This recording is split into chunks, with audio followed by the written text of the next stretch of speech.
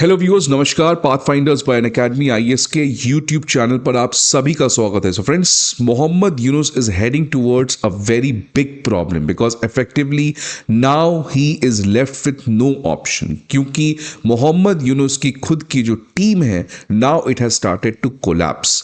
And why I am saying so because Muhammad Yunus के सबसे important person Mohammad Khuda Bakhsh Chowdhury, the special assistant ministry of home affairs to the chief adviser, he has immediately offered a resignation which now has been accepted by Mohammad Yunus also.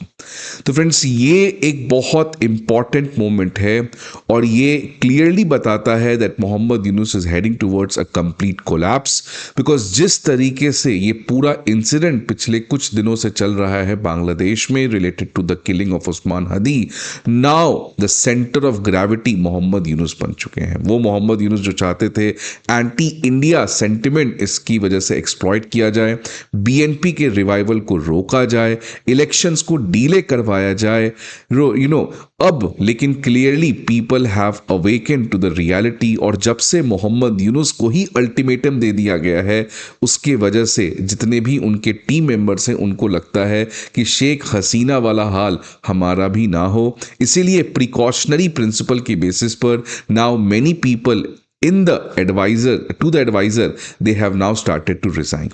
आज इन तमाम चीज़ों के बारे में session में we are going to discuss friends, but आगे बढ़ने के पहले एक इंपॉर्टेंट इन्फॉर्मेशन आप सभी के लिए। Unacademy IAS has brought you free prelims, mock test, previous year questions, current affair magazines, ये सभी चीज़ों के पीडीएफ आपको हमारे वीडियो के दिए गए डिस्क्रिप्शन बॉक्स पर मिलेगा। इसके अलावा आपको किसी भी तरीके की इंफॉर्मेशन चाहिए, आप इस नंबर पर हमें कॉल कर सकते हैं या आप हमारे किसी भी ऑफलाइन सेंटर पर विजिट कर सकते हैं। इसके अलावा if you need any other information, feel free to call on this number और you can also visit any of our offline branches. अब देखिए फ्रेंड्स, ये पूरा इंसिडेंट हुआ कैसे है। The whole story started when Osman Hadi got killed. Usman हदी के डेथ करने के बाद तमाम तरीके की कंट्रोवर्सी चल रहे थे, लेकिन अब जब उमर हदी जो उस्मान हदी के ब्रदर हैं, उन्होंने जब इस पूरे चीज़ों के ऊपर क्लैरिफिकेशन दिया, तब फाइनली समझ में आया कि who is the real culprit. Umar Hadi ने ये पूरा ब्लेम उस्मान हदी के मौत का मोहम्मद यूनुस पे लगाया और उनका कहना था कि ये मोहम्मद यूनुस ने इस पर्टिकुलर इंसिडेंट को जानबूझकर करवाया है और अब इसको नॉन स्टॉप तरीके से यूज कर रहे हैं और उनका एक ही ऑब्जेक्टिव है, इलेक्शन को कैसे और ज्यादा डिले करवाया जा सके। और इनफैक्ट उमर हदी ने यहां तक कह दिया कि अगर मोहम्मद यूनुस की इंटरिम गवर्नमेंट जो भी लोग इसके पीछे हैं उनको पनिश नहीं करती है, उनको जेल में नहीं डालती है, otherwise you will be force to flee the country. तो फ्रेंड्स, पहली बार बांग्लादेश में इस तरीके से वापस से प्रोटेस्ट बनते हुए दिखा, जहां पर मोहम्मद यूनुस को फोर्स करने की बात हुई कि जो शेख हसीना के साथ हुआ था, अवामी लीग के साथ हुआ था, the same suffer you can also have, the same fate you can also witness. तो फ्रेंड्स, इसकी वजह से मोहम्मद यूनुस के ऊपर रियली और तमाम तरीके के जो चीफ एडवाइजर्स के खास थे उनके ऊपर भी एक बहुत बड़ा प्रेशर था। इनफैक्ट इनकलाब मंचा जो एक ऑर्गेनाइजेशन है जो उस समय अवामी लीग के प्रोटेस्ट के समय भी काफ़ी एक्टिव थी, ये वापस से एक्टिव हो गई है और इसने वापस से थ्रेटन किया है दैट मोहम्मद यूनुस को भी बांग्लादेश छोड़कर भागना पड़ेगा अगर ट्रांसपेरेंट तरीके से ये पूरा चीज़ नहीं हुआ तो।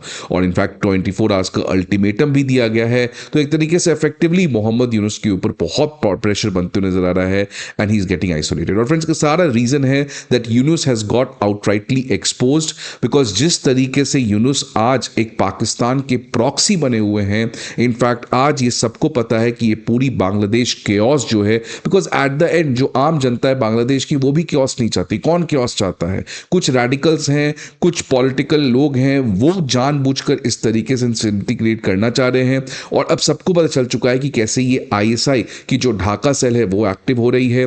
और मोहम्मद यूनुस ने जब इसको एक कॉन्स्पिरेसी से जोड़ा, then people started to realise कि ये कॉन्स्पिरेसी किसी और ने नहीं, रादर आईएसआई और चीफ एडवाइजर ने मिलकर किया है।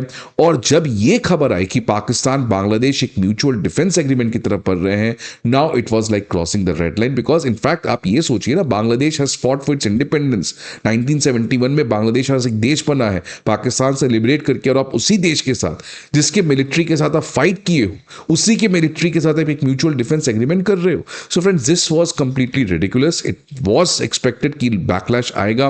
और ये सारा जो टाइमिंग है, आप देखिए प्रोटेस्ट हो रहा है, डिफेंस एग्रीमेंट आप कर रहे हो, ये क्लियरली लोगों को पता चल चुका कि ये अब ज्यादा हो रहा है.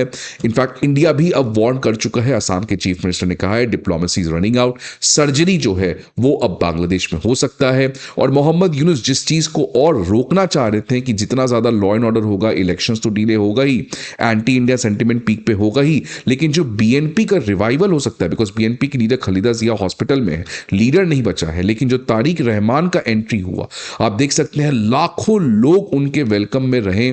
तो मोहम्मद यूनुस यहां भी फेल हो गए, बिकॉज ये नहीं चाहते थे तारिक रहमान आए, बिकॉज तारिक रहमान के आने का डेट अगर आप देखेंगे तो पहले से फिक्स था, और उसके जस्ट एक वीक पहले ये उस्मान हदी का इंसिडेंट हुआ है. So Muhammad Yunus effectively had left with no cards to play.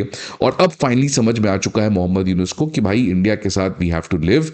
And that's why recently Muhammad Yunus की गवर्नमेंट के द्वारा स्टेटमेंट आया कि we don't want to have bitter ties with big neighbour like India, but now you are late and be ready for full action. I hope आपको ये video अच्छा लगे. See you again some another video. Till then, goodbye and take care.